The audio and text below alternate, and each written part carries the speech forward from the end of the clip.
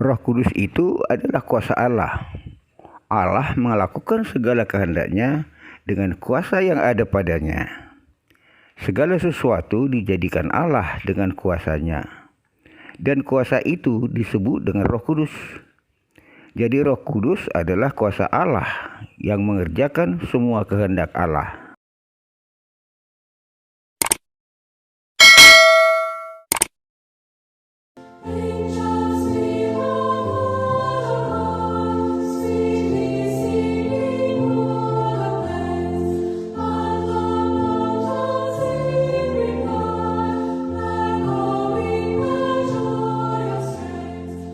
Salam Gema Suara Iman. Renungan kita kali ini berjudul Apakah atau Siapakah Roh Kudus? Sahabat Suara Iman, kita sering mendengar kata Roh Kudus. Kita sering mengucapkan kata Roh Kudus. Tapi siapakah Roh Kudus itu? Di dalam Injil Matius ada ayat yang mengatakan, "Baptislah mereka dalam nama Bapa dan Anak dan Roh Kudus." Waktu mendengar kata Bapa, terbayang dalam pikiran kita, Bapa adalah Tuhan Allah. Anak adalah Yesus Kristus. Sedangkan Roh Kudus mungkin terbayang suatu wujud tertentu dalam pikiran kita. Misalnya seperti wujud manusia atau sosok yang lain. Ketika Allah memerintahkan malaikat Gabriel untuk memberitahukan kepada Maria akan kelahiran Yesus, malaikat itu mengatakan kepada Maria, "Roh Kudus akan turun atasmu, dan kuasa Allah yang Maha Tinggi akan menaungi engkau." Apa maksudnya Roh Kudus akan turun kepada Maria? Pada waktu Yesus menyembuhkan orang tuli dan bisu, Yesus mengatakan, "Tetapi jikalau seorang menghujat Roh Kudus, ia tidak diampuni selama-lamanya karena berbuat dosa kekal." Yesus mengatakan itu karena dia mengusir setan dengan Roh Kudus, tapi dikatakan dengan penghulu setan. Yesus mengusir setan dengan kekuatan Roh Kudus. Tapi orang-orang Farisi mengatakan Yesus mengusir setan dengan kuasa setan. Sahabat semuanya, saya akan berbicara sedikit tentang kekuasaan manusia. Presiden penguasa, bupati penguasa. Mereka boleh membuat peraturan yang harus dipatuhi oleh orang lain karena mereka mempunyai kekuasaan. Kita misalkan seorang bupati memerintahkan bawahannya, seorang kepala dinas misalnya, dia memerintahkan kepala dinas itu untuk membeli 10 buah keranjang di pasar. Saat itu juga si kepala dinas berangkat ke pasar dan membeli keranjang. Setelah itu dia melaporkan kepada bupati sambil membawa keranjang itu. Begitu juga misalnya seorang komandan militer. Dia memerintahkan 100 orang prajurit bawahannya untuk berangkat ke satu desa lokasi bencana banjir. Bawahannya itu diperintahkan untuk membantu para korban banjir. 100 orang prajurit itu langsung berangkat untuk melakukan apa yang diperintahkan atasannya tadi. Sahabat sekalian, apa yang terjadi dalam kedua peristiwa ini? Si kepala dinas ketika mendapat perintah dari bupati langsung melakukan apa yang diinginkan bupati. Kenapa dia mau mengerjakan keinginan bupati? Alasannya, ya karena bupati mempunyai kekuasaan untuk mengatur atau memerintahkan dia sebagai bawahannya. Di dalam diri bupati itu ada kekuasaan. Meskipun kekuasaan itu tidak terlihat oleh mata kita, tetapi kuasa itu mempunyai kekuatan untuk menggerakkan manusia agar melakukan sesuatu. Kekuasaan itu tidak terlihat, tidak ada wujudnya. Seandainya di dalam diri bupati itu tidak ada kekuasaan, atau seandainya yang memerintahkan dia adalah orang lain, supir bus misalnya, supir bus itu memerintahkan dia untuk membeli keranjang, dia tidak akan melakukannya, karena supir itu tidak mempunyai kekuasaan untuk memerintahkan dia. Begitu juga dengan 100 orang prajurit yang diperintahkan oleh komandannya. Mereka melakukan perintah karena di dalam diri komandan itu ada kekuasaan. Dalam kedua peristiwa ini ada kekuasaan, ada kekuatan yang bekerja untuk mewujudkan keinginan bupati dan si komandan militer. Kekuasaan bupati dan komandan militer itu bekerja menggerakkan manusia, sehingga manusia itu melakukan kehendak bupati dan komandan tadi. Sahabat Suara Iman, begitu juga dengan Tuhan Allah kita. Allah itu Maha Kuasa, berkuasa atas segala-galanya,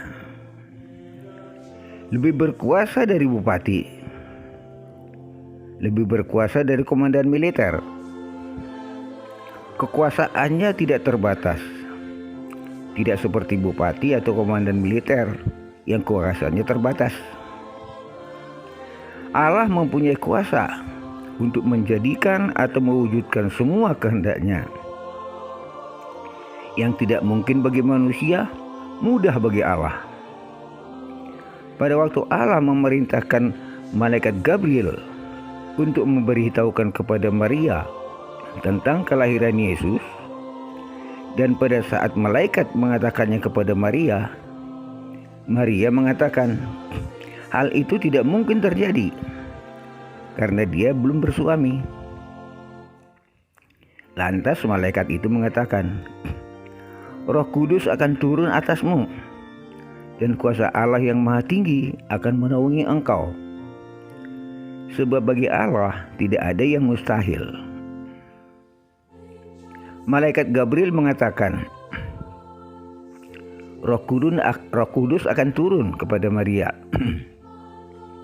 Maksudnya adalah bahwa Roh Kudus akan menjadikan hal itu. Kelahiran Yesus adalah kehendak Allah, dan bagi Allah tidak ada yang mustahil. Yang tidak ada menjadi ada. Jangankan hanya kelahiran Yesus, Allah juga berkuasa menciptakan langit dan bumi. Pada waktu Allah akan memberikan pencobaan kepada Yesus di padang gurun, setelah ia dibaptis oleh Yohanes, Roh Kudus membawa Yesus ke padang gurun. Roh Kudus membawa Yesus ke padang gurun untuk melaksanakan kehendak Allah. Pada waktu Yesus menyembuhkan seorang yang bisu dan tuli, orang-orang Farisi mengatakan bahwa dia mengusir setan dengan Beelzebul penghulu setan. Dan Yesus mengatakan, tetapi jika aku mengusir setan dengan kuasa Allah, kuasa Roh Allah, maka sungguhnya kerajaan Allah sudah dekat kepadamu. Roh Kudus disebut juga Roh Allah, Roh Tuhan, penghibur, atau Roh kebenaran. Jadi Yesus mengatakan bahwa dia mengusir setan dengan Roh Kudus. Sahabat sekalian, kita sudah tahu Yesus pernah mengatakan, Aku tidak dapat berbuat apa-apa dari diriku sendiri.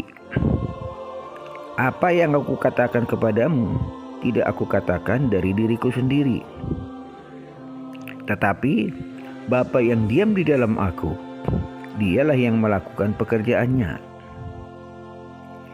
Maksud perkataan Yesus adalah bahwa apa yang dia lakukan, sesungguhnya Allah sendirilah yang melakukannya. Pada waktu Yesus menyembuhkan orang bisu dan tuli, itu adalah perbuatan Allah yang diam di dalam Yesus. Yesus mengatakan bahwa yang mengusir setan adalah Roh Kudus. Itulah sebabnya Yesus mengatakan, menghujat Roh Kudus tidak akan diampuni, karena menghujat Roh Kudus adalah menghujat Allah. Roh Kudus bekerja atas kehendak Allah dan untuk mewujudkan kehendak Allah. Roh Kudus yang keluar dari Allah itu menyembuhkan penyakit atau mengusir setan itu. Yohanes 15 ayat 26 mengatakan, Roh Kudus atau roh kebenaran itu keluar dari Allah. Dalam peristiwa kelahiran Yesus, Roh Kuduslah yang melakukan pekerjaan itu. Pada waktu Allah akan mencoba Yesus di padang gurun, Roh Kuduslah yang membawa Yesus ke padang gurun. Dan waktu Allah menyembuhkan orang bisu dan tuli melalui Yesus, Roh Kudus juga yang melakukan pekerjaan itu. Nah, kalau kamu sudah tahu, bupati dan komandan militer tadi melakukan kehendaknya dengan kekuasaan yang dimilikinya. Dengan apakah Allah melakukan kehendaknya? Allah melakukan kehendaknya dengan kuasa yang ada padanya. Dan kuasa itu adalah Roh Kudus. Kuasa itu disebut Roh Kudus. Kuasa itu adalah kekuasaan Allah. Kekuatan Allah. Kuasa itu ada di dalam Roh Allah. Roh Kudus adalah kuasa Allah, dan kuasa itu keluar dari Allah. Itulah sebabnya kuasa Allah itu disebut dengan Roh Kudus. Roh Kudus itu adalah milik Allah. Roh Kudus itu adalah bagian dari diri Allah. Manusia juga seperti itu. Kuasa atau kekuatan yang dimilikinya ada di dalam dirinya dan keluar dari dirinya. Sekarang jelas bagi kita peristiwa-peristiwa yang tadi. Yesus lahir oleh Roh Kudus, artinya oleh kuasa Allah. Yesus dibawa ke padang gurun oleh Roh Kudus, artinya oleh kuasa Allah. Yesus mengusir setan dengan kuasa Roh Allah, artinya dengan kuasa Allah. Semua itu terjadi oleh kuasa Allah yang disebut dengan Roh Kudus. Allah itu Maha Kuasa, karena Allah berkuasa atas segala-galanya. Dan kuasa Allah itu ada di mana-mana. Kuasa Allah ada di langit dan di bumi. Ada di matahari dan di bulan. Ada di gunung, ada di desa, di kota, bahkan ada di dalam diri manusia. Allah berkuasa atas langit dan bumi, berkuasa atas gunung dan laut, dan berkuasa atas manusia. Kuasa itu adalah Roh Kudus. Roh Kudus ada di langit dan di bumi, di gunung, di desa, juga ada di dalam diri manusia. Roh Kudus ada di mana-mana untuk melakukan semua kehendak Allah. Roh Kudus itu adalah kuasa Allah. Kuasa itu tidak terlihat, tidak berwujud atau berbentuk, tidak berupa sosok tertentu apapun. Jangan pernah membayangkan Roh Kudus dalam wujud atau bentuk apapun atau sosok apapun. Kekuasaan itu tidak ada wujud atau bentuknya. Kuasa atau Roh Kudus itu seperti udara, di mana-mana udara ada. Apakah kita membayangkan atau apakah kita bisa membayangkan bagaimana bentuk udara? Jadi, jangan pernah membayangkan seperti apa bentuk Roh Kudus. Roh Kudus adalah kuasa Allah, kekuatan Allah. Roh Kudus itu ada di dalam Allah. Roh Kudus dan Allah itu adalah satu. Roh Kudus itu adalah Allah. Sahabat Suara Iman, demikian ulasan kita tentang apakah atau siapakah Roh Kudus itu. Semoga ulasan ini bermanfaat bagi kita semuanya. Damai dalam nama Tuhan.